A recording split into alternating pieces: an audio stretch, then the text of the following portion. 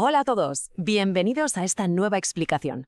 Hoy vamos a ir directos al grano para desmitificar de una vez por todas esas fuerzas invisibles de la electrónica y traducirlas en algo tangible, en habilidades totalmente prácticas. Vamos a pasar de entender cómo se comportan los electrones a un nivel fundamental hasta llegar a leer los códigos de los componentes físicos reales. Así que venga, vamos a sumergirnos de lleno en esto y a descubrir cómo funciona realmente la magia de los circuitos.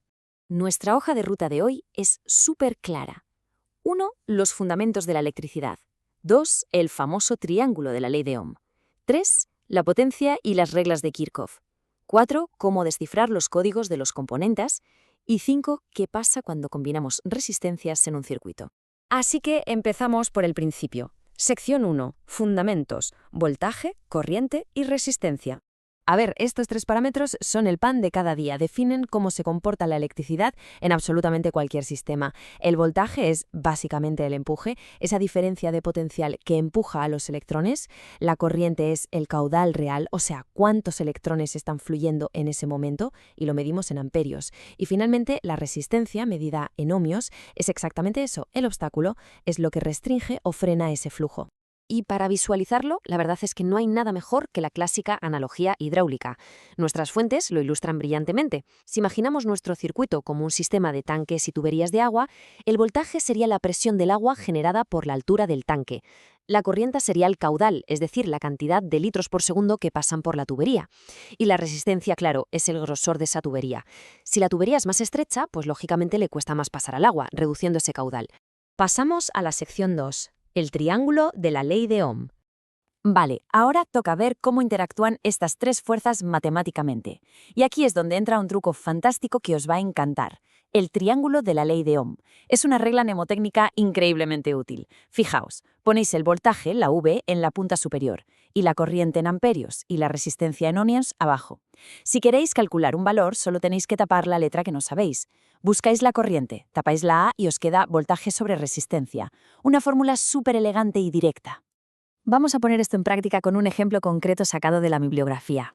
Imaginad que tenemos un circuito alimentado por una pila de 1,5 voltios y le ponemos una resistencia de 5 ohmios. Pues simplemente dividimos 1,5 entre 5 y ahí lo tenéis. El resultado es perfecto. Nos da una corriente de 0,3 amperios circulando tranquilamente por el sistema. Sección 3. Potencia y leyes de Kirchhoff. Pero claro, ¿qué pasa con el consumo de energía? Ya sabéis, eso que luego miramos de reojo en la factura de la luz. Para eso necesitamos calcular la potencia en vatios.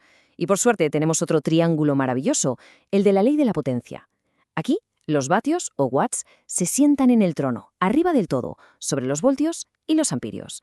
Multiplicando el voltaje por la corriente, descubrimos cuánta energía se está zampando realmente en nuestro circuito. Y siguiendo con los datos del ejemplo de antes, el cálculo se hace en un segundo. Multiplicamos el empuje de nuestra pila, esos 1,5 voltios, por la corriente que acabamos de averiguar, 0,3 amperios. ¿El resultado? 0,45 vatios. Esa es exactamente la potencia que está consumiendo nuestro pequeño circuito. Por supuesto, en el mundo real, los circuitos casi nunca son una simple línea recta, ¿verdad? Son como carreteras que se bifurcan. Para estas redes más complejas con múltiples caminos, entran en juego las leyes de Kirchhoff. Tenemos la ley de los nodos y la ley de las mallas, y básicamente nos dictan cómo el voltaje y la corriente se dividen, se suman y se reparten a lo largo de las ramas del circuito, asegurando que todo el sistema se mantenga en perfecto equilibrio matemático. Damos un salto a la parte más física, sección 4, códigos de componentes electrónicos. Bueno, hemos hablado de la teoría, pero ahora viene la gran pregunta. Estás mirando una placa base llena de piececitas minúsculas. ¿Cómo demonios determinas la resistencia o la capacitancia de componentes físicos que son tan enanos que ni siquiera tienen espacio para llevar un número impreso? Pues el truco, y es algo absolutamente crucial de aprender, es el ingenioso sistema de las bandas de color. Es literalmente como aprender un nuevo alfabeto secreto. Funciona así. Los dos primeros colores representan dígitos normales y el tercero es un multiplicador, o sea, cuántos ceros tienes que añadir detrás. Por ejemplo, en los documentos vemos que marrón, negro y rojo se traduce en un 1, un 0 y el rojo nos dice que añadamos 2 ceros más. ¡Boom! 1000 ohmios. O si vemos amarillo, violeta y rojo, nos da un 4, un 7 y 2 ceros, 4700 ohmios. Facilísimo. Y ojo, porque esta misma lógica se aplica a otras piezas minúsculas, como los capacitores cerámicos, aunque estos usan números en vez de colores. Si ves un capacitor con el código 104 impreso, la regla es idéntica. El 1 y el 0 son los primeros dígitos, y el 4, exacto, nos dice que metamos 4 ceros detrás. Así que 104 se decodifica en cuestión de segundos como 100.000 picofaradios. Pasamos a la última parte. Sección 5. Combinando resistencias en circuitos. Imaginad esta situación. Estáis montando algo, necesitáis una resistencia muy específica y al mirar en la caja no la tenéis. No pasa nada.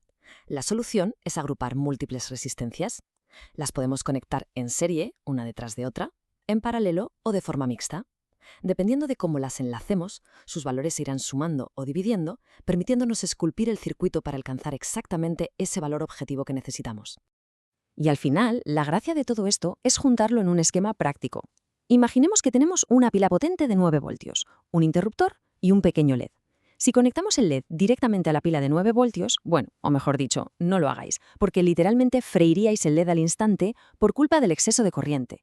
Pero si aplicamos la ley de Ohm y metemos estratégicamente una resistencia protectora, digamos de 220 ohmios, conseguimos restringir el caudal de electrones al nivel exacto que el LED necesita para brillar de forma totalmente segura. Así que para ir cerrando esta explicación, me gustaría dejaros con una pequeña reflexión. Hemos visto cómo unas pocas leyes fundamentales, un par de triángulos súper simples y unos códigos de lectura básicos controlan absolutamente todo lo que hace la electricidad en un componente. Resulta asombroso y francamente alucinante pensar en la inmensa escala de la tecnología que usamos a diario. Nuestros móviles, los ordenadores, todo está construido enteramente sobre estas mismas reglas tan lógicas y elegantes, pero integrando miles de millones de piezas en la palma de nuestra mano. Es para quedarse maravillado, ¿verdad? Nos vemos en la próxima explicación.